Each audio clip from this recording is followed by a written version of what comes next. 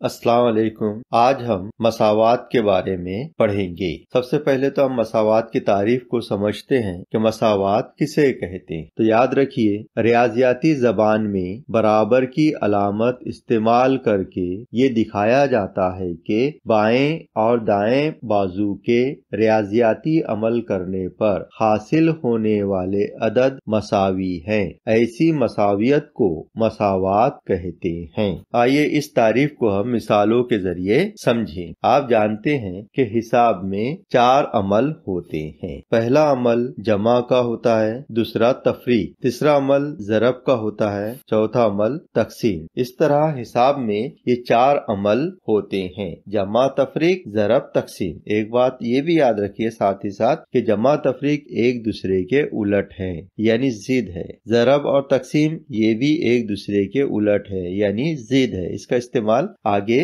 आपके काम में आएगा। ये बात आप याद रखिए कि अलामतों में भी जिद होती है। अब देखिए, ये 4 अलामतों के जरिए हम मसावात को समझेंगे। इसके लिए मैं एक अदद लेता हूँ 15। अब 15 मैं जमा के तरीके से, तफरीक के तरीके से, ज़रब के तरीके से और तकसीम के तरीके से 2 अदद पर अमल करके 15 हासिल करूंगा। तो सबसे पहले हम जमा के अमल के जरिए देखते हैं कि 10 में अगर मैंने 5 जमा किया तो ये किसके बराबर हो जाएगा? 15 के बराबर हो जाएगा। अब इस तरह के बहुत सारे मसावात आप बना सकते हैं। इसी तरह दूसरा अमल हम लेते हैं यहाँ पे तफरीक का। जवाब हमको 15 ही होना है, तो तफरीक का अमल का इस्तेमाल करके हम 15 लाएंगे जवाब। 20 में से तफरीक करेंगे 5, तो जवाब आ जाएगा हमारा 15। तीसरा अमल देखते हैं हम, ज़रब का अमल। 5 को ज़रब करेंगे हम 3 से, तो 5 दिया 15 आ जाएगा। इसी तरह चौथा अमल देखते हैं हम तकसीम का। 45 को अगर मैं तकसीम करूंगा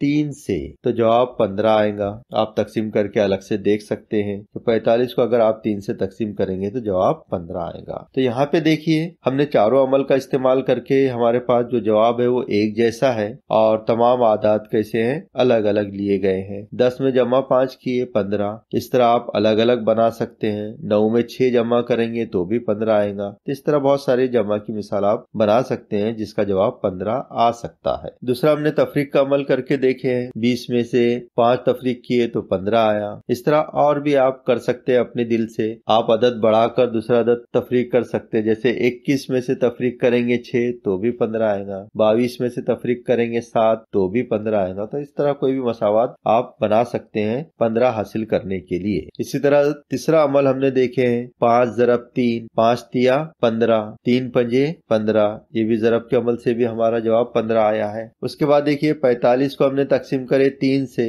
तो भी जवाब हमारा 15 आया है। अब यहाँ पर देखिए, राइट हैंड साइड यानी दाईं जानिब 15 है। अब बराबर के निशान के इधर लेफ्ट हैंड साइड यानी बाईं जानिब मुख्तलिफ किस्म के हमने आदात पर अमल किया है। अब हम जानते हैं कि 10 जमा 5 और 20 वजा 5 दोनों का जवाब 15 आता है। तो हम इसको बराबर का इस्तेमाल करके मसावात बना सकते हैं। तो इस तरह पहली मसावात मैं यहाँ बना रहा हूँ, 10 जमा 5 बराबर 15 आते हैं। लेकिन 15 की बजाय मैं क्या लिख रहा हूँ, अब तफरीक के अमल के बारे में जो हमने लिखे थे यहाँ पे 20 तफरीक 5, तो दोनों का जवाब कैसा है? एक जैसा है। 10 जमा 5 भी 15 होगा। बराबर का निशान के इधर हमने 20 वजा 5 लिखे हैं। 20 में से 5 तफरीक किए तो भी जवाब 15 होगा। इसे हम कहते हैं मसावात, जिसमें दाएं बाजू का जवाब और बाएं जानिब का जवाब एक जैसा आता हो। 15-15 है, मतलब ये मसावात है। दूसरा देखिए, 5 ज़रब 3 लिए थे हमने, 5 दिया 15 और तकसीम का अमल करके हमने लिए थे 45 तकसीम 3, तो ये दोनों का जवाब भी 15 है। इसलिए बराबर के निशान के जरिए ये बताया जाता है कि दायां बाजू बराबर है बाएं बाजू के,